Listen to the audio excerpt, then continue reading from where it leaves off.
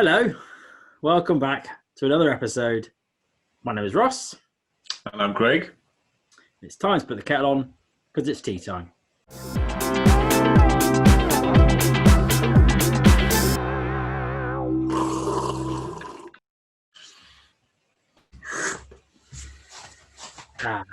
Nice and hot. Right. Well, it's been a couple of weeks. We were traveling last week, so we weren't able to do an episode. Instead, we decided to travel up to North Wales, and we started and completed the Welsh Three Peaks Challenge. So, yay us! Yeah. Yes. Before the lockdown, if anyone gets concerned, we managed to do it outside of the lockdown, so we're all good. Yeah. I know the majority of North Wales are also on lockdown, so yeah, shortly afterwards. Probably didn't help in that situation. So sorry if anyone from North Wales is watching this. But today's discussion is around that topic, so we'll get back to that a bit more. Okay. But before that, I got some news. So yeah, as you said, it's been a couple of weeks, so got quite a bit of news actually. So I'm only going to do a few meaty bits, and then I'm going to quick fire. Alrighty. So first one. Ever heard of the James Dyson Award? He's an inventor. He's the guy that did the Hoover thing, so vacuum cleaner, sorry. Oof. Yeah, I call him the Hoover. It's the opposite. I'm guessing he's got some innovation award, which is based on that. Basically, yeah. He's UK's biggest inventor in today's world. And he has an award, and it was awarded to a group who created a microplastic emission curbing machine.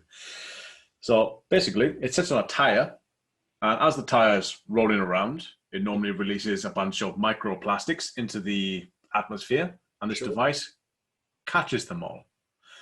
Well, not all of them, about 60% of them. I was going to say, you'll catch all of them.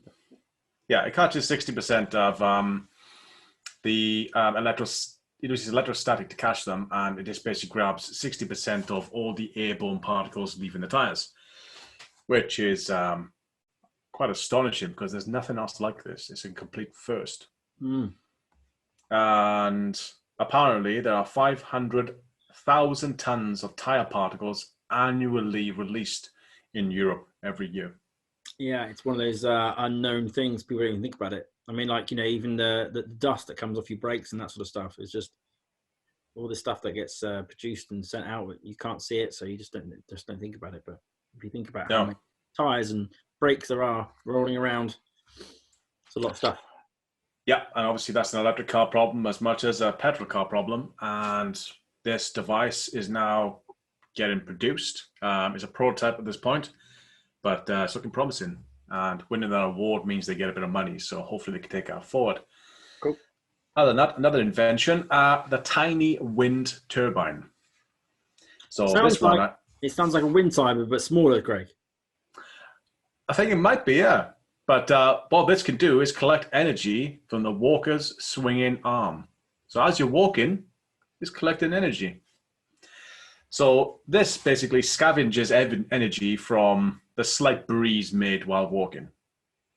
And yes, literally the separation, and it can be bottled up and stored for later. It's a Chinese invention. It's not really a UK thing, but it's something that's quite cool. It's very low powered and efficient, and can be placed on the person's swinging arm. And that airflow as you walk in is enough to generate power. Yeah. As in, think of a watch. Yeah. Wow.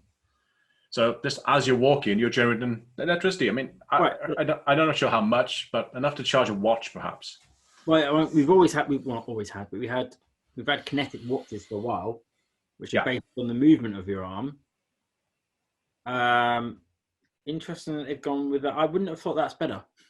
I would have thought the kinetic was better, but because that presumably does any movement if you do that, whereas presumably that's only going to take airflow movement. Don't know. Yeah, I mean, depends how efficient it is, but it's classed to be quite low cost and energy efficient. And my final piece of expanded news is a bit local to me. It's the closure of the Ford engine factory in Bridgend. So there's I'd go, hey, but then I thought, some of these people have lost their job, so it's not. yeah, like 1,600 people. So that's a lot of potential people there. But while reading an article, what I did learn about this, which is why I want to share it, is it does discuss Aston Martin and how some of those workers could be transitioned down to Aston Martin, which is in Broad Taffin, which is not too far from Bridgend. And that plant Aston Martin have is exactly and primarily situated for the electrification project they're working on. Okay. So these workers could be transferred directly there and perhaps be useful. I'm not really sure exactly what Ford were doing, but they have made it clear that, yeah, they just don't need engines as much as they used to. All right. Which means the electric car market, yeah, maybe, it's taking some wounds here. But yeah, Ford's definitely pulling out. All right. And other than that, there's also a £2 million legacy fund to help start low carbon initiatives and projects of ex-employees who can apply to this fund. And there's over 100 such people applied to it already with their own initiatives to try and get off the ground. So very interesting things could happen there. Okay. For the interest of time, let's quick fire some news. Yep. So first, you can do the first part again because I think that worked. There's a new graphene battery. So the face part thing. Remember we did the whole reaction face. We did that thing. Oh, okay. Sorry, a graphene battery. Yes, there's a new graphene battery. Actually, no one can see your face on podcast. Yeah, don't do the face thing. It can be charged in 15 seconds. So graphene as a battery conductive technology seems to be a good thing to go. Also, Tesla's 200 mile per hour Model S Plaid, I would say Plaid, but Plaid, Model S, with a 520 range, goes on sale in the UK for a price tag of £131,000. Yeah. This is a big car. It's a lot of money. Yeah, but, it's no, but it's aimed at the people that want to have lots of money. Very, because it's like in the same level as I think it might even still be cheaper, or at least around the same price as the Porsche Taycan. It's for people that like to show off and have the fastest cars, what they want, even though they can't drive it, but they'll just so that they can beep the lights and be amused by the fact that they've got the best car in the country. That's what it's for. It's not meant for you and me, mate. Well, yeah, because I can't afford that. No. Anyway, quickfire news. Continuing, black cab drivers in London have the ability to get interest-free loans to buy electric vehicles. This is under a new conservative scheme. So that's pretty cool. Yeah. I suppose they kind of need that to combat Uber. Also, the world's first commercial hydrogen-powered flight took off and landed, proving the concept that hydrogen-powered flight works. However, they are still lacking the needed infrastructure, such as hydrogen refueling plants, etc. So should we have infrastructure? Hydrogen's a good way to go. There's a lot of those problems. But yes, well, I mean, but then, didn't we have hydrogen once before? Well, in like Zeppelins. Yes. So we know it's possible. The question is, will it blow up? Obviously, presumably they're better at that now than they used to be. Yeah, I suppose like jet fuel blows up too. Which one blows up the most? Don't know. That's a question for the people who get blown up, I suppose. But Michelin Star, they also introduced a green star. So that's a cool thing to do. The weird thing is right now it is only in Thailand. I assume that will get spread further afield when that gets time. Mm-hmm. But a green star being for sustainable dining. So if you have a sustainable place, you can now get a green Michelin star. I mean, it sounds good, but I mean, do you take note of a Michelin star when you go out? I mean, I personally don't. I don't, but I'm not posh. So if you are posh, then are you gonna consider a green star as a new thing? I mean, I don't know. It depends how posh you are, I assume. Maybe. Or maybe it'll become a thing in time, Maybe that's just a growing trend. And maybe Thailand is the perfect place to start. I have no idea. And finally, as of today, you can now apply for the £5,000 Green Home grants, which are available in England, only in England today. Yes, we talked about that before. But it's for stuff like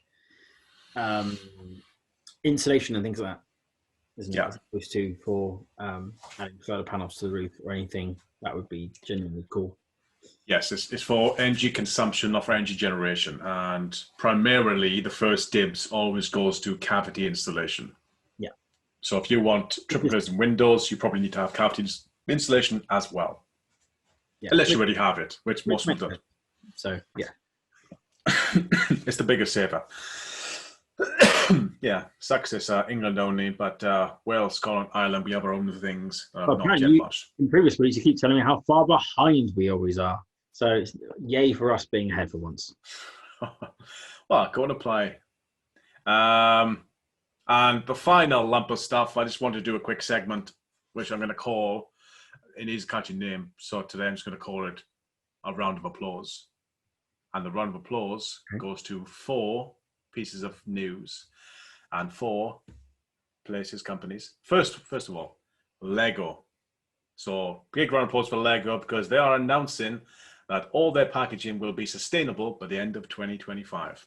You have to go around in a circle, otherwise it's not a round of applause. See what I mean? Okay. A round of sorry. I shouldn't make any noise either. I might just be I'm clapping in a circle. That's what I'm doing. I'm clapping in a circle. Yep. Google and Unilever partnership uses AI to sort sustainable sourcing. So effectively, I'll expand on this. Google, Unilever are going to use Google Earth, Google Cloud Storage, and BigQuery, as well as certain AI technologies to get rid of all its deforestation in its supply chain by 2022. So they haven't got long, which is amazing. Good. So a short one. We like that one. Not 2025, not 2035, or any of that rubbish. Good. 2022. Yep. Nice one. Cool. On top of that news, there's also 200 major food producers who are committed to sharing the sustainable journey. So they are grouping together to solve the problem they all have. That includes people like PepsiCo, Nestle, all the sort of big food retailers and manufacturers. And the idea is reduce waste, get rid of food loss, and keep each other honest. So good job on them. And finally, a big round of applause for China. We've only got a certain size screen, man. If I go too much. Yeah, for China, who are... For China? Yes, right. China. They surprised everyone, including the UN, by announcing a 2060 carbon neutral pledge. So they are pledging entirely... 20 what? 60. Okay, 2060. Carbon neutral pledge. Okay. I mean, from where they are, that's quite far. Yeah. If you remember what we discussed with the Paris Climate Agreement, yes. The idea was to get to neutral by maybe 2100 or 2050. You should be halfway gone. So to be carbon neutral by 2060 for China, I imagine it's quite a big deal. Okay. A very big deal. So yeah, they completely surprised the world, especially the United Nations. And yeah, big target, big aim, big country. Would like to see that happen. And I'd also like to see the US offer something similar, as they are also pulling out of the Paris Climate Agreement. And weirdly, they pull out the day after the US elections, which is the 4th of November. So I hope to see the US follow with their own incentives. That might depend on who wins the election. Well, neither of them have talked about the options so far in the first presidential debate. That's right. I think that's because no one can get a word in. Yeah. Anyway, that's all my news. And yeah, round of applause for China again. All right. Well done, China. What are you up to? Yes. Come on, US. Yes. Oh, yes, please. Anyway, how about you? What news you got? Well, I have got some. I feel like it's been a good, positive week of news. It's been nice. Well, let's start with something which is perhaps, it's negative for some, a bit like your Ford one.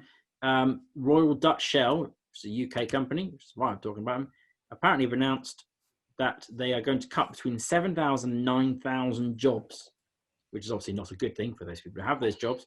But the reason that they stated was because it was due to the pandemic, obviously, and also to a dwindling demand in oil. Don't know how much of the thing of that is, but it's it's these early signs that companies who are making ICE engines are starting to say we're not making as many. We're not making as many of those. All companies are not producing as much oil, and we've got on the flip side, we've got all the positive news about how we're doing more renewables and more of this. But it's going the way it's just supposed to be going. We're winning. And for those people that have followed my share stuff. Incidentally, the share price for Royal Dutch Shell has dropped by nearly 60% in the last 12 months. So they're suffering from that too. Obviously, there's been the pandemic again is a large part of that, but they were dropping from September last year. So yes, not looking good for these guys. Doesn't sound to be, no. Do we know if they've listed divestment or de-investment as a reason too? As in the pension funds are no longer invested in stuff like Shell. They didn't mention that. All they have said is that they recognise that they need to pivot, basically. Oh, okay. To other energies. So they've pretty much said, yeah, we're dying. Well, we're just going to copy BP for the sound of it. Probably, yes. They're just going to switch to renewable energies because that's what they know. Yeah. Right. We had a major event last week, which loads of people have covered, so there's no point going into too much detail. It is, of course, Tesla's Battery Day. Did you understand all of it? Not fully, no. I get like the main principles and the percentages thrown up, but I would go in no. Okay. Right, so just briefly cover some of the things that they talked about. So the main thing that they've introduced is this new tabless battery. So a normal battery, which has been the same way that we've always made batteries, is basically one long piece of film which you roll up into a cylinder, and the electrons that are in that, in order to get from positive to negative, basically have to go all the way around the whole. So if you were to unravel it, they have to go all the way from one end to the other end. So because of that, it generates quite a lot of heat as all those electrons are moving all about. So what they've done is they've basically made it tabless, which effectively means the tab is the bit at the ends. Then they've got it so it runs down the full length of the film. So that at any given point, if electricity needs to move, it can just go from one side of the width of the battery to the other. And because it doesn't have to travel as far, it doesn't generate as much heat. And because it doesn't generate as much heat, they can make much bigger batteries than they were able to before. So even though it's just a battery, we haven't done anything majorly different to how it works. It's just that we've ultimately just changed one attribute, if you like, of how the thing is designed, and then that's unlocked all this other stuff that they can do. So it apparently produces 5 times more energy and 6 times more power, which once all is said and done and that's put into the car, that ends up being a 16% improvement in range. Another key factor is that they're using less cobalt, which basically sometimes it's not always mined in a very nice way, as in child labor and that sort of stuff. It's not regulated properly. So people have been trying to get rid of that. So they're using a lot less of that now. And also the main thing that they've done is which I think is really, really cool, is that they've turned the battery into, where they've built the car is they've made the battery part of the structure of the car, in the same way that they used to do with aeroplane wings and the fuel tanks. They used to make a fuel tank inside a wing, and then they thought, well, actually, why don't we just make the whole wing a fuel tank? So it's structural. They've done the same thing, but they've put it, the base of the car is now partly structured by the batteries that are inside them. So that is really cool. So by making improvements to the cell design and the materials that they've used to make the, I'm going to go too technical, but the both ends of the battery, the anode and the cathode, and also how they use the cell as the structure, like I just mentioned, all of that has unlocked a 54%, or will unlock 54% increase in range overall. So, wow. It's the same, it's largely the same stuff, the same kind of chemicals, or not chemicals, wrong word, compounds, whatever, to make the batteries, but they've managed to make 54% range. So when we're looking at 400-mile, 500-mile cars, if that range is going to start increasing to 600-700 miles, then we're laughing, aren't we? Yeah. So with those improvements that I've already mentioned, plus improving the how to scale the production of the cells, so how it's actually produced in the factory, they've also managed to reduce the dollar to kilowatt cost by 56%, which ultimately was they always said $100 would be the point when it starts to compete with petrol cars. But with that improvement, we could be looking more like $50. So that's pretty epic.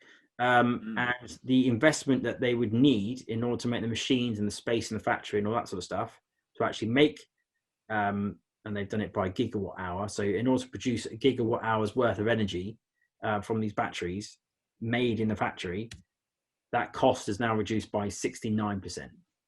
And it takes up, like where it used to take up a whole section of factory, now it takes up like basically one machine. So, or two machines. So yeah, all these major improvements, well, no, they're not major, but they're all minor improvements, but they've added them all together. And then they've basically unlocked all this extra stuff, which basically means that Tesla are once again, the man to beat in terms of what their batteries are going to be able to do. And, all the rumors and all the articles that's been out there for a new style of battery or a new formula for making the batteries. I mean, that stuff might still come, but all these improvements have just been made just by taking the same battery, restructuring a little bit, thinking about how it's made, and then going, there you go, same technology, slightly improved. Now you can go not twice as far, 50% further. Yeah. So that's all very cool. In other news, Tesco have vowed to increase the sales of meat alternatives by 300% by 2025. I was in Tesco the other day, actually. So there was what's the Beyond Meat? I was in the reduced section. That's the only reason I noticed it was there. Suddenly an increased number of Beyond Meat burgers in the reduced section. Never seen that before. But yeah, so all the whole plant and alternative sections, obviously, they've been doing in our local Tesco. I'm assuming they're just going to expand those and put them into more areas. The chief executive, Dave Lewis, said, "We know from our experience in tackling food waste that transparency and setting ambitious targets are the first steps towards becoming a more sustainable business. Our transparency on protein sales and our new sales target for meat alternatives gives us the platform to becoming a more sustainable and will provide customers with even more choice." I'm wondering, is this similar to what is it Unilever, the other companies that have formed together? It sounds like they're maybe Tesco is one of these companies just being a bit more transparent about what they're doing.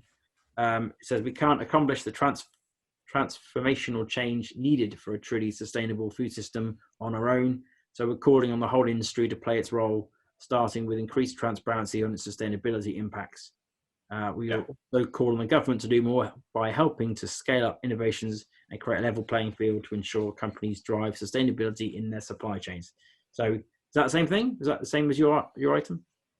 Yeah, very similar. Unilever is deforestation, using AI to get rid of it in its chain. Obviously, Unilever is a super company. They pretty much make everything. Yeah. The other ones are like PepsiCo, Nestle, which are also quite super companies, but generally manufacturers. Right. So places like Tesco's not necessarily part of that chain, but they will massively benefit from those individual manufacturers getting their stuff together. A chain of their own, doesn't it? Yeah. Their own. So yeah, basically they introduced plant-based alternatives across 20 different food categories, including ready meals, sausages, burgers, and party food. And they are aiming to make it affordable in line with traditional meat options, because at the moment they're definitely not. I mean, I haven't actually seen any Beyond Meat stuff at all, to be honest. I always see the corn stuff, which is kind of old school. Yeah, no, well, Beyond Meat's like, I mean, they cost like £5 for like 2 burgers. And, you can normally pick up 4 decent quarter pounders for probably £4. So it's still like twice as expensive. So that's a ways to go. plastic straws to be banned in England. Doesn't mention Wales. To be banned in England as of what is tomorrow, but will be probably today by the time you see this. That's quite quick. As in October the 1st. October the 1st, yeah. As in there's something that I think they had said back in May that they were going to do, but they've confirmed it and it is going to happen. So no more plasticky straws tomorrow. Thank you very much. So you need to go test this. You need to go somewhere where they sell plastic straws and see if you can get one. I might do that. Oi, this is illegal. Not allowed to serve these anymore. Yeah. So, right. So I've got 3 more things I want to show you, but they're videos. I want to see your reaction to them because I think they're all very cool. So I'll show you the little video and then we can talk about it afterwards for the purpose of everybody else. So let's start with this one.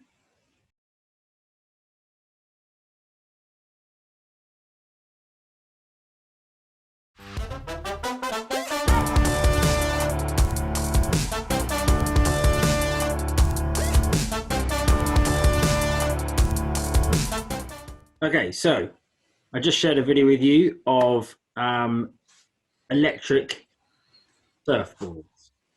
Yes. So that the footage I've just shown is originally from Fully Charged, which is another YouTube thing. But there are other types of them that are available in the UK. That's just happens to be one that Fully Charged did. But I haven't seen these, and I just thought, how cool are they?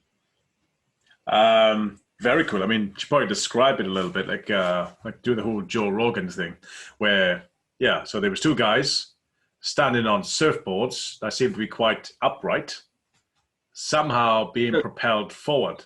Right. So it's basically a normal surfboard shape.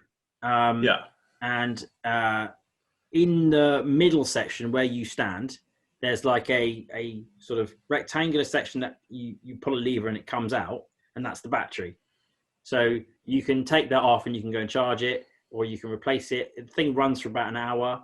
You plug it back in, and then it basically runs a jet motor, which sits underneath the board at the back, and the water basically just goes through and gets propelled out the back. So you end up with a slight, because it's pushing you from behind, as opposed to like in a wakeboard style where you would be pulled along. It's a slightly different standing position. You have to sort of lean back a bit more, I think. But it's, I mean, like if you've ever tried to learn to surf, obviously, you do a lot of paddling out, trying to get to the point, just to get to enough point where you get enough propulsion for you to try and stand up on that board so that you can find out whether or not you can stand on it, right? But you do an awful lot of work for 2 or 3 seconds worth of propulsion, only to make a mistake and fall off because you're trying to do everything really quickly. So, I mean, as a learn to surf aid, this thing's quite cool because you could just get going any way you like, and then it's, or like wakeboarding, if you were trying to get into that, you've got something that you can just get into the point of view, being able to stand on the board and maneuver it on, because you can see once you're up, you can turn the board off and you can just sort of use your own movement, that sort of stuff. But it looks like a lot of fun, and I could see that being definitely a new thing. I mean, like it looks as much fun as kite surfing, but without the danger of potentially being carried across to for a road somewhere, which is a half a mile away. Yeah, it's a danger. But they just look amazing. Like you've got paddleboarding, but it'll be like that, but just a lot faster. I think it's a new sport.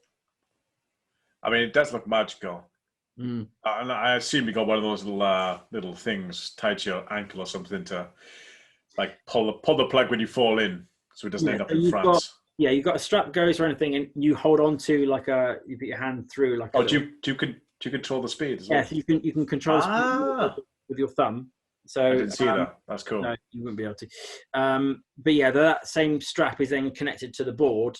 So if you fall off, which you inevitably will, then it's also a kill switch, so that you don't have to then go swimming for half a mile to try and get your You're bored, but I'm waiting for an hour for it to run out while it's just disappeared. Hard to see. But yeah, so it's got its own kill switch, and that's how that works. But it just looks. I want to do it. I want to do it. Yeah. Yeah. I mean, you need some sort of AI in there. It's like, return to user. So just turn around, come back, pick you up when you're in the sea. That's what the kill switch does. It just stops, and then you can swim that far because it's like next to you. If you haven't landed on it, I mean, that's probably the biggest danger. Is if you fall forwards, that thing is going to whack right into you, and it does. Because I watched a guy fall forwards on it earlier on, and it looked like it might have got slightly whacked in the head. But obviously, yeah, it stops pretty quick. So but yeah, a lot of fun. So we're gonna have to do that at some point because that looks just too cool not to try. Let's get it. Cool. All right, video number 2. Yeah, it's the Mercedes-Benz Vision AVTR, and it is one freaky looking car. If I can find the bit, basically it's like inspired by Avatar. That's why it's Vision Avatar. So that thing in the middle, if you can see the picture I'm currently showing, that little thing in the middle literally pulses up and down as if it was breathing. You can see it moving in a second if you look closely. Can you see it moving? Oh, maybe it's not done it. It's just showing something else. Anyway, oh, here it is. Look. It was pulsating. Yeah. It's a little freaky. A little freaky is... so yeah, you've got this... The interior is fully recycled materials, like from recycled plastic to sparsely grown wood and things like that. So inspired by the Avatar, the idea is you sort of interface with the car as opposed to drive it. There's no steering wheel. You just touch the thing in the middle and you sort of push it to the left or push it to the right. And if you saw, you can also press a side bit and it will do that crab movement. So it's not a turn, it's a sort of a slide to the left. It's very weird, but it's very, very cool. I can't ever see it being made, but no, this is one of these concept cars where they're kind of showing off all the latest tech they have. And yeah, but the difference is they actually made it. Yeah. Odd, because it's sort of been, the images and stuff was sent around before, but no one really believed and thought they were actually going to make the thing, and well, they did. So that was an actual functioning. They don't even call it a car, I don't think, because it's like it isn't a car. It's a breathing pod. Yeah. It does seem a little freaky. Very much Tron is what I thought when I first saw it. I didn't think Avatar. I thought Tron. Well, it's Tron meets Avatar, definitely. It's got the Tron with the lights and stuff, but it's that sort of it's a live thing. I mean, like you want a gear stick effectively that's pulsating. That's weird. No, I don't think I want that. I don't think I want to have that. Sounds like car porn. Yeah. Well, it depends. I mean, Avatar, you got to plug your tail into stuff. I assume you're going to plug anything to this. No, you don't have to insert yourself. Yeah, that's taking it a bit far.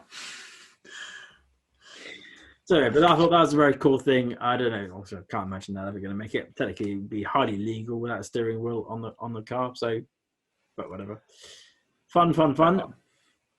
Yeah. And the final thing I want to show you, which is a bit more real in terms of its impact on the world. This is, I think I'm going to keep the audio for this bit. This is a new, well, not so much a new, but a refined motor. So we use electric motors for a lot of things. This is a slightly updated version. Check this out. The basic goal with an electric motor is to take electrical energy in and convert it into mechanical energy. For our motor, we apply a current to create an electromagnet, and we have a rotor that tries to align itself with the electromagnet we just created. So what we need to do is switch the current on and off, creating an electromagnet at the next coil in the rotor. up and spin to align itself there. We Clever. have to switch the current on and off really fast, 20,000 times a second. Very clever. Right. So I've looked at this before, in terms of, because when people were trying to come up with what do you call them? The machines that don't ever end. Perpetual motion machine. Yeah. Similar idea. That's how people thought that would work. If you had a magnet was pulling you to there, then if you just started it off and it started spinning, then the magnets would always be trying to catch up with itself. But in reality, that doesn't work. What happens is you push it and then it just finds a position and locks there and then won't move. So yeah, they're basically solving that problem by turning it on and off. But so it's kind of like the most basic way that a motor could work. But the reason it didn't work was because we didn't have the control over those magnets good enough to make the thing work. So basically they're using software, they've made it so that the control is good enough to make that work. So he says in the same video that basically if he was to replace every single electric motor with his electric motor, he would immediately by definition reduce emissions by 25%. I mean, that sounds believable. I mean, the fact there's no real connecting parts either. There's no wear and tear as such. You know, obviously there's some, but the main part seems to be severely reduced. Yeah, presumably, yeah. I guess it's not that dissimilar to a brushless motor, but whatever. The point is, it's a new motor, and if we start adopting those, then that could be rather impactful, actually.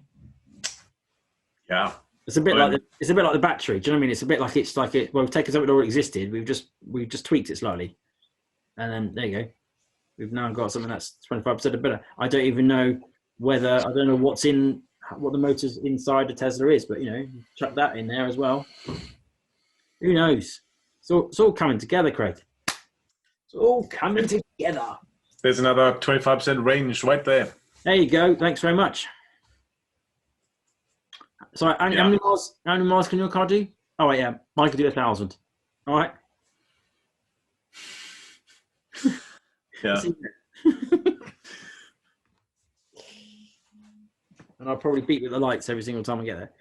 Anyway, so that, I believe, wraps up my little video segment of Crazy Tech. Craig, what is today's topic? Well, today's topic is kettlebells and rucking. So it's something I personally have been using for some time. So I'm here basically to vouch for their effectiveness as a minimalist gym. Okay. So hopefully I can come and convert you as well, because I don't think you need to go to the gym. I don't think most people need to go to the gym. I don't think most people need to have expensive equipment in their houses and just clogging up garages or wherever these things are stored. I'm suggesting we need nothing more than a rucksack and a kettlebell. So I'll start with the kettlebell. So kettlebell, if you've not seen it before, is basically a lump of iron, like a cannonball, with an iron handle on it, and you can kind of pick it up. You can do like one arm, so like bicep curls, and pretty much anything you can do with a dumbbell, except this is one solid piece of iron and should outlive you, really. It can last forever. Okay. Typically something that's used in Russia. That's kind of where it's got its fame. Today's champion of the kettlebell would be a guy called Pavel Tasulin, I think I said his name right, who's got this entire regime called Simple and Sinister. Okay. And all it is a kettlebell, but it's very simple, but very intense if you want to get down to it. He's got a great documentary called Enter the Kettlebell, which I will link for other people to watch. Okay. Expect as many puns as the title suggests.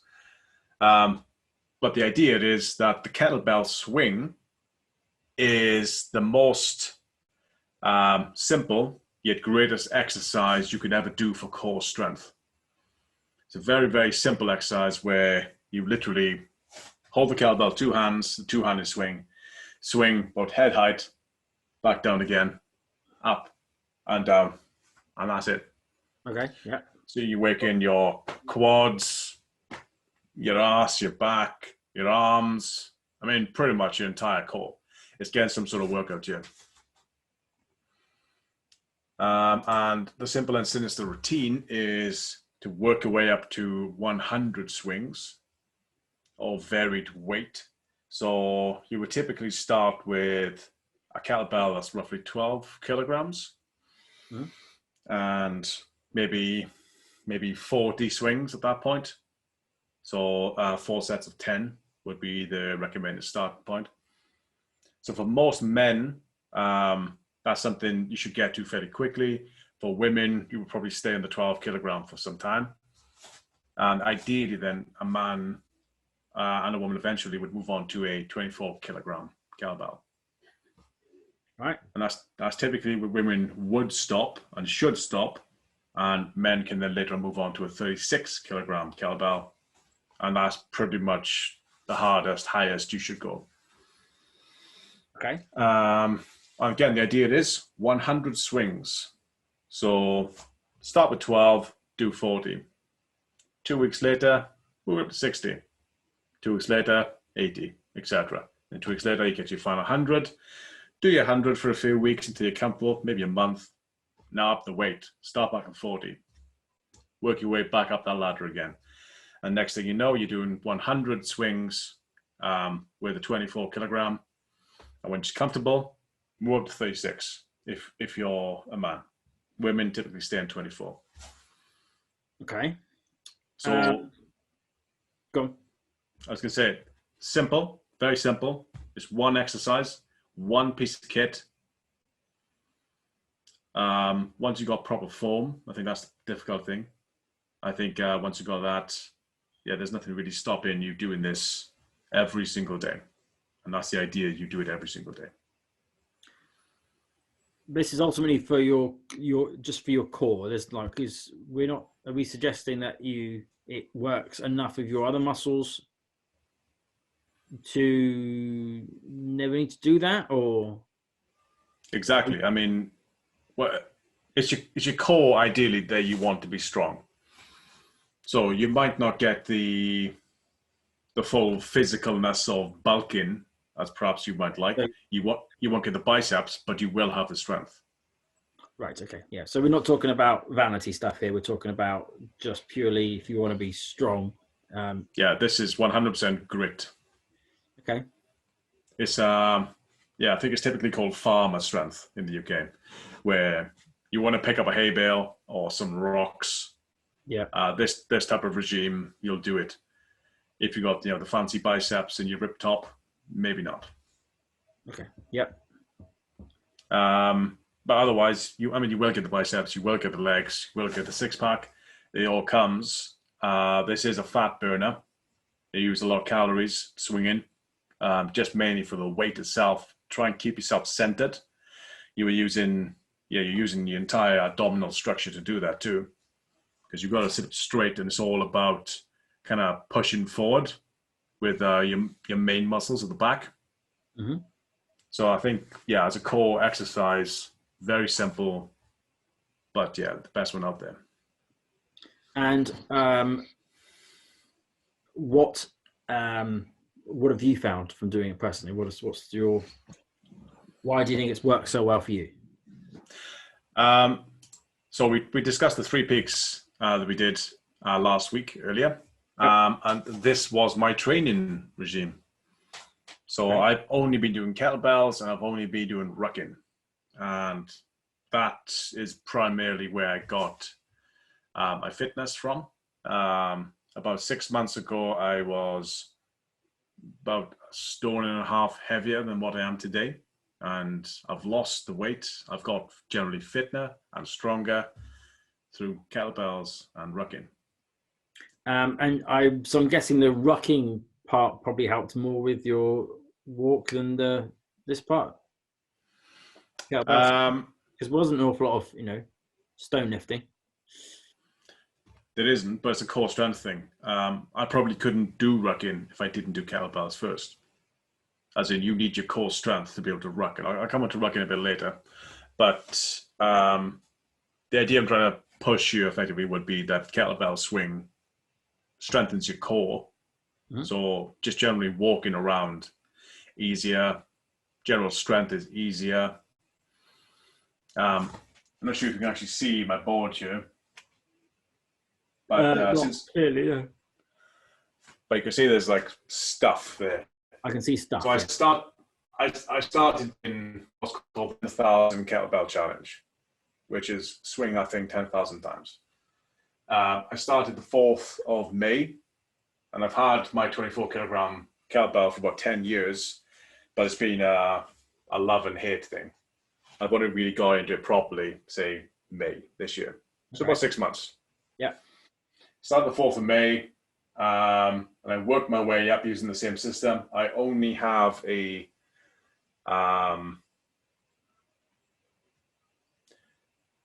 either a 12 or a 14. I think I have a 12 kilogram and a 24. That's all. I can't afford a 36 because they're really expensive these days. And I've worked my way up, and I'm currently on 8,740 swings. Per whatever. Per ever. Right, Since May. Right, gushy. Wow. So I've swung that thing almost 9,000 times. So I'm almost at my 10,000 limit, and I'm doing 500 a week. So yeah, it won't take me long, a couple of weeks, and I should be there. Okay. So that's the idea. So I've been monitoring this. I've been doing the simple side, and I've now finished my chart. And the idea now is I finish simple. I now move on to sinister. Sinister is where you start getting the cool biceps and the ripped six pack and like the square Arnie tits and stuff. That's that type of stuff. So I finished simple, and I'm about to move on to sinister. And sinister only adds one more exercise to your regime. It's called the Turkish get up. Okay. Again, it's a simple thing. Very, very hard. Sinister more than... I'm not sure I want to be described as either of those things, simple or sinister, to be honest, but yeah. I mean, as a minimalist exercise regime, you don't need the gym, you don't need kit. I mean, I like that.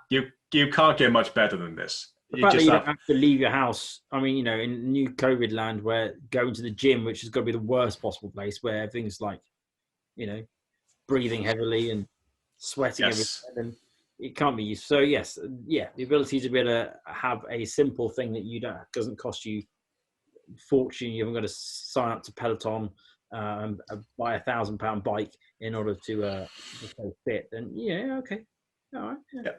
Exactly. And that's the reason why the 36 kilogram bell is sold out on Amazon right now in the UK, and otherwise is really expensive. I still don't believe why have we not got... So it's iron, isn't it? Yeah. So that's magnetic. Why can't I just, why is there not like some sort of thing where I can just get packs of 6 and join them together? That it wouldn't matter. I could just buy, 4 of them. And then if it's I want to go up, and I just add another one, and I just magnet them together. Why can't I do that? Well, they are really heavy. Well, yeah, but I mean, like you're lifting it anyway. But if you got iron, which is magnetic, and surely you could arrange them into a kettlebell shape with magnets. Have I just invented something? I'm not sure. I mean, they're really heavy, and you're swinging this thing quite hard. It kind of feels like most magnets, and that's like neodymium, which I think would be more expensive than iron. Would be a problem. I mean, you're swinging this thing pretty hard. You have to hold it. I mean, it gets to the point where... You don't want it flying across the room by accident. No, you let go of this thing, it will go through the floor or through a wall. All right, I'll look into that. Yeah, please do. If you can make a neodymium kettlebell, That's cheaper. I mean, you just maybe invented a new brand of product, and Amazon will thank you for it. They'll pay me commission is what I'll do. But anyway, the Turkish get-up. Yeah, what's that? So I've done maybe 50 of these so far.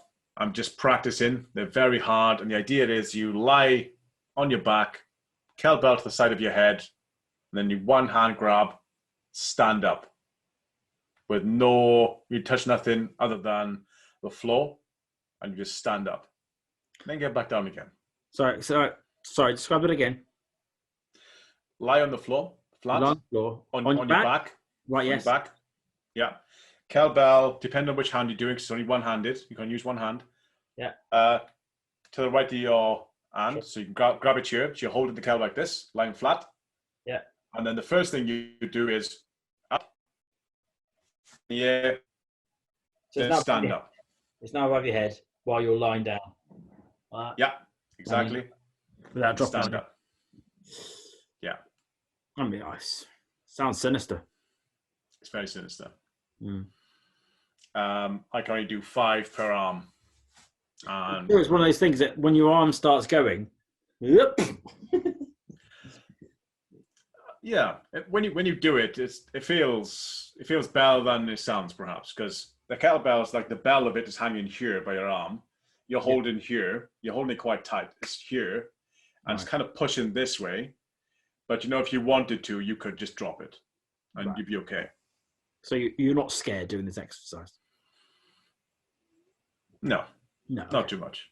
So it's either like this, which is the way I've started doing it, or the other way was you hold the bell and the bell is on this side of the arm. So you kind of like that. So it's kind of, can't see it that way. So it's kind of away from you. Yeah. And you can always go ding. I think I'll do that one. Yeah, that's the way I've gone. Yeah, so the idea is that you do your 100 swings as normal, but between each set, you also do a few Turkish get-ups. And you work up to, I think it's 10 in total per arm, because it's one-handed. And is that working your arms, or is that also working your legs because of you getting up? Again, it's a core exercise that works everything, but primarily it's your arms. Right. It's your biceps that are doing all the time there, because you've got to keep your arms straight. Yeah. That's why you start with your arms straight. So your arm is straight, and then you stand up. And you stand up, and then you feel it in your calves, your thighs, quads. Because standing up is difficult.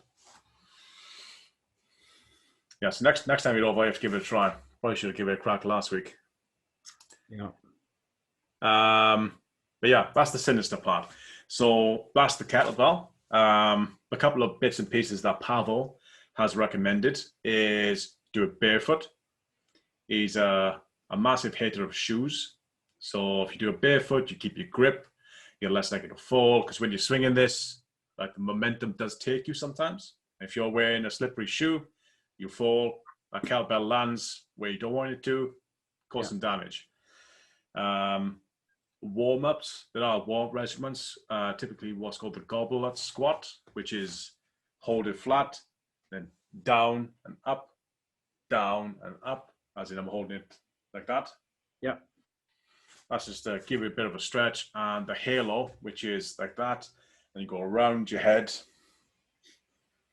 That's one. Do that about 10 times each. Just a nice little warm-up. Okay. Yeah, the important thing is just do it every day, barefoot, working your way up primarily to avoid injury and to increase your strength. For me, I do it first thing in the morning because it's hard and I want to get it done. And it probably wakes you up as well. It does. It does. Next thing is rucking. So rucking is also on my chart. I started rucking properly the 10th of August. So I'm quite new to the rucking world. Mm-hmm. So all I done was I bought a rucksack off Amazon for about 20 quid and I filled it with sand. And that was my first starting. So I started with 10 kilograms. They came in like 5 kilogram bags for like 3 quid. So I put 10 kilograms in the first. Modular, see? Very modular. And the idea is chuck the backpack on, go for a 3 to 5 mile walk. Does not have inclines, you know, can have steady ground, wear some tidy shoes, but just walk. I've got a dog, so I just walk the dog every day.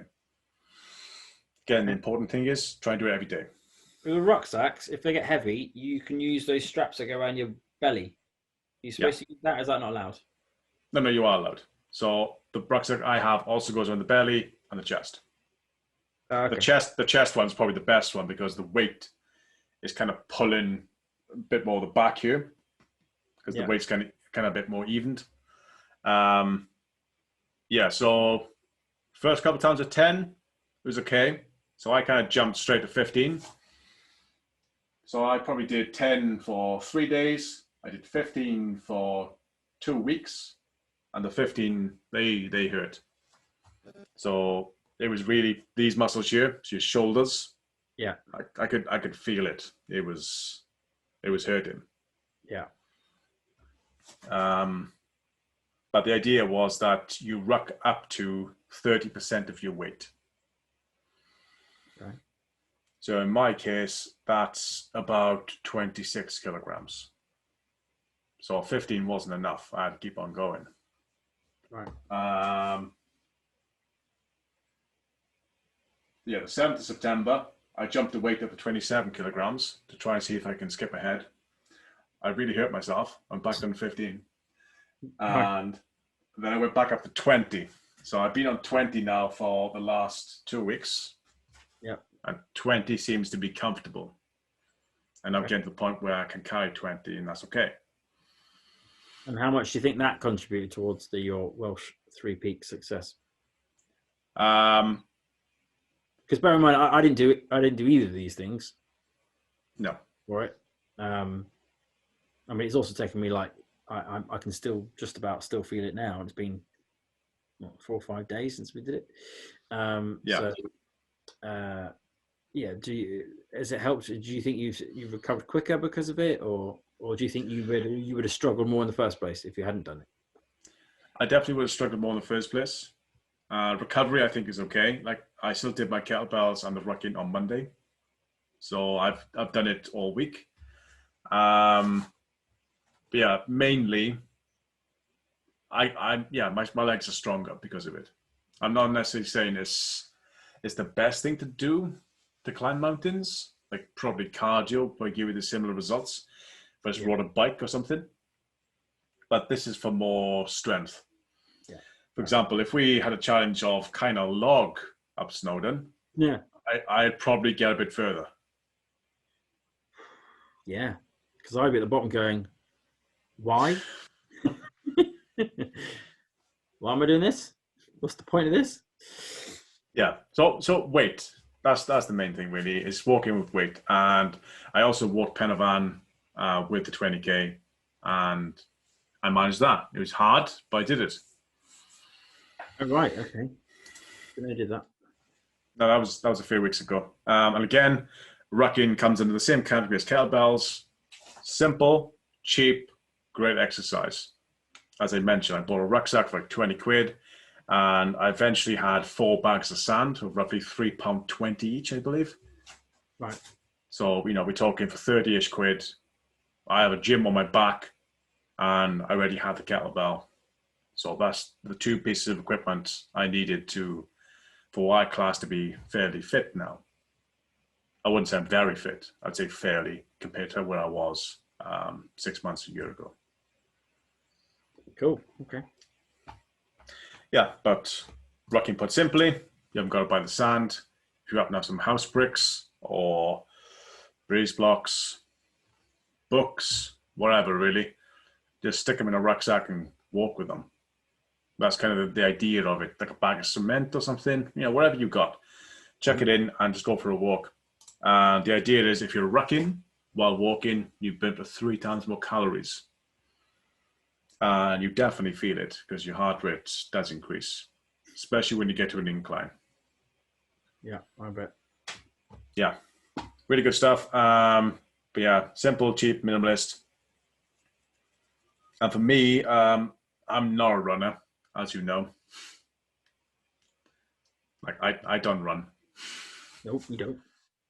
So the only way to lose weight and get fit is to either go fast or go hard. And rucking is the hard way. So I'm not fast. I don't like running. I don't really like cycling. Rowing's more my thing. I'm not prepared to pay £30 a month to row. So instead, I'm just going to put sand in a backpack and take it for a walk. And that's kind of what's good for me. That's what I found that works. It does typically work well for larger frames. So if you're taller, you're a bit wider, rucking is good for you. If you're nursing an injury, rucking is also good for you because it's very steady. It's more the prolonged carrying that gets to you. So obviously, if you've got an injury, maybe go for a mile, not 5 miles. That type of deal. Yeah. Kind of ease it in a bit more. Yep, mentioned you can use whatever you want, sand, rocks, wherever. Increase the weight. When you first start, similar to the kettlebell, start with about 10% of your weight. So for me, that's about 20 pounds or about 10 kilos, which is what I started with. Go for about a 2-mile walk and then start increasing things by 10%. So you can increase your distance by 10% or increase your weight by 10%. But eventually you get up to 5 miles and 30% of your weight. Rucking is a military thing, and obviously they carry a lot of kit on their backs. When they're training, they do 30%. When they're deployment, they can do 45%.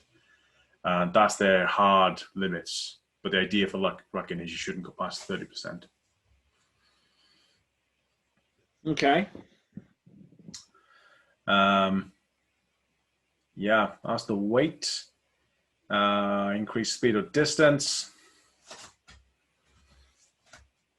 Yep, go light and medium. That's the cool one. Go Ruck. So Go Ruck is an organization who sells rucking equipment, like specialized bags and what's called ruck plates. So they're kind of like thin plates, have a lot of weight, but they kind of fit into a backpack a lot easier than a bag of sand does. Right. So you'll carry like water with you and other stuff that you might actually want to use because it's a thin weight. Exactly. So you can just put a couple of ruck plates in, which could be 10Ks in themselves, which are quite small, maybe a book. And yeah, pack other stuff you'd also want to take with you. The idea there is they have all this special equipment to do this, and they also have events where you can go participate and go ruck with other people.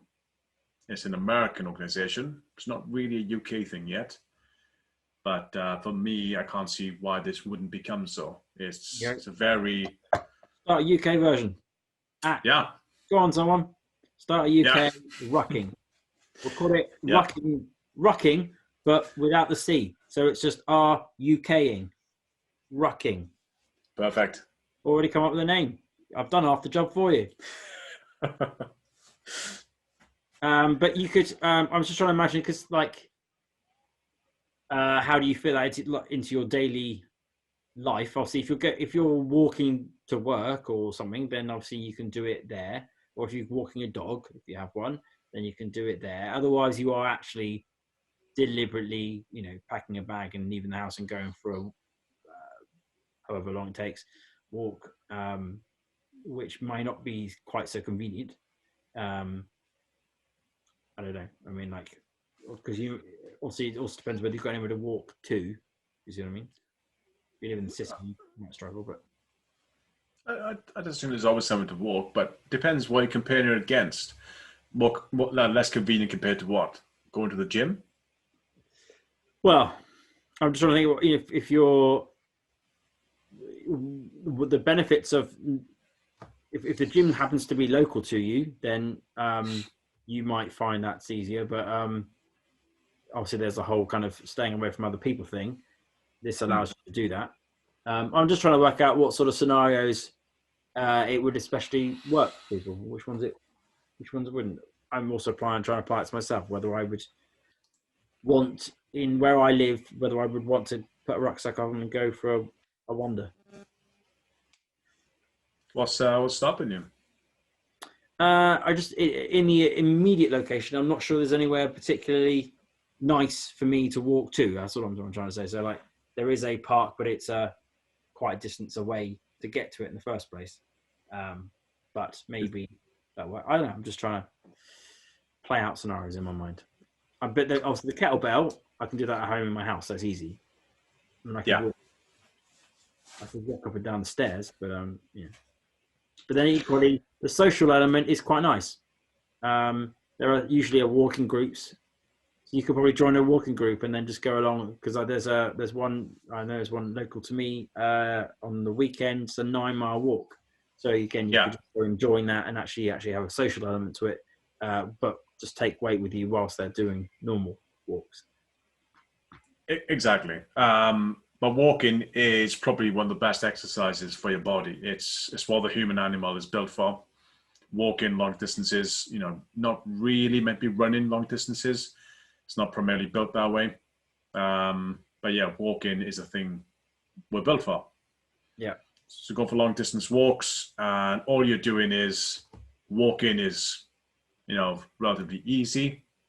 If you're, got to a point where you're fairly fit, you just add in weight to make that a bit more difficult and burn more calories and get your muscle strength up in your back, your necks, your legs, kind of the same areas the kettlebell has already toughened me up for. And that's why rucking seemed like the next obvious step for me. Okay. Do you have another step? Is there somewhere you're going to go next? Well, I've started the next as of this week. So as I mentioned, I've now got to 20 kilograms of sand. So the next step is now part of the Sinister regime is 30% of my weight is 26 kilograms. I happen to have a 24 kilogram kettlebell. So now what I have to do is take my kettlebell for a walk. So I swing it, chuck in the rucksack, and take it for a 5-mile walk. We thought about like drawing a picture of a dog on the side of it or something, just to make it, Or like a companion cube of Portal. Yeah. I mean, I've already named it Pavel. It's my little Pavel. I'm taking Pavel for a walk. Yeah. So, I mean, it's one of those things where it's a really awkward weight, which I've noticed. I need to wrap it in a towel so I can actually keep it sort of center mass. But like my backpack with 4 bags of sand is pretty full. With the kettlebell, it's not. So I can put like a rain jacket in there, a bit of water or something. Whatever I want really. And the idea, I think it was Joe DeSantis where I got it from. He's the guy who runs the Spartan races and Tough Mudder. Right, yeah. And he's got this whole thing about a kettlebell, which he takes everywhere with him. He goes on holiday, the kettlebell comes too in his luggage. It's that type of thing. He's all about taking his kettlebell everywhere with him. So he wants to add suffering to his life to sort of push himself out of comfort and just get used to the fact that, everyone's got a plan to get punched in the face. So have a bit of that with you at all times. For some reason I'm thinking, what's that? I'm trying to think of the name of that football from the film. Wilson. Wilson, that's it. If I get one, I'm going to call it Wilson, I think. I mean, please get one. Like, it's one of those things that I think you will quickly love. I'm going to look into whether it's possible to modularize the kettlebell, and then I'll consider getting one when I can't. Or, yeah. Well, if you can get one, please do. Simple, efficient, minimalist. I think minimalist is the angle that really inspires me. I do like the minimalist angle. I also do think it's quite nice to in some ways my issue with the gym was that although there was other people there and it was therefore social, it kind of also wasn't, because you're not, everyone's doing their own routine and they're not really talking to each other really, unless you go with a friend anyway and then get them to spot you and that sort of stuff. It actually is sometimes quite difficult to make it into a social activity, but going for a walk is a lot easier to make into a social again, you're talking about friends that you already know, or if you set up a walking group, which do exist, then it's a way of adding your exercise to that, and that appeals to me more, because that's just doing something that humans are supposed to do: go for walks, good fresh air, all that stuff. It's got a social element, and if you add the weight, that it also is muscle building too and core strength. So yeah, I can see the appeal. Fantastic. Yeah, it's exactly all of that. I would say it's a very simple thing to do. It's not asking much. It's not asking much cost. It's a very cheap thing to do. I guess you're out and about. And it sort of ticks off the exercise side of things. It's doing something that at the first you're going to find hard, but eventually you're going to get to the point where this is okay, and you'll start enjoying it a little bit. And I think I've got to that point now where it still hurts, but I've got to the point where I know I need to do this every day. It's now part of my habit.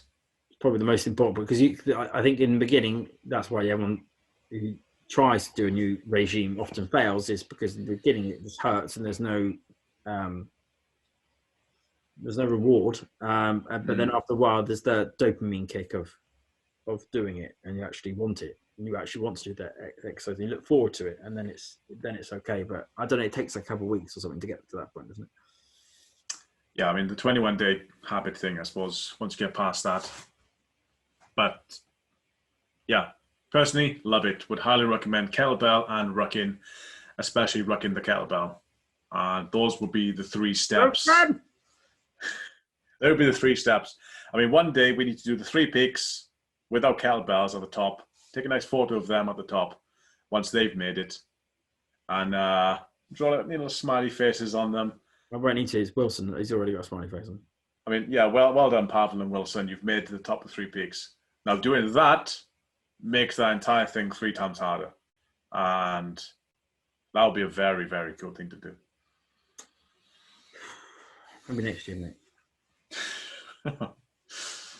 Well, we can't do it now. It's bloody closed down, isn't it? That's true. I say we do Scaffold Pike with Wilson and Pavel as a first port of call, and then maybe move on back onto the Welsh 3 peaks again once. Yeah. Let's start with Scaffold. Something to practice for. Cool. That's all I had. That's my minimalist exercise regime. Only been doing it properly since May, but it's now part of my daily thing, and would highly recommend to anyone who wants a minimalist, cheap and easy way to get fit. Awesome. Thank you very much for watching. And remember to think, educate, and act, and we will see you next week. Bye-bye.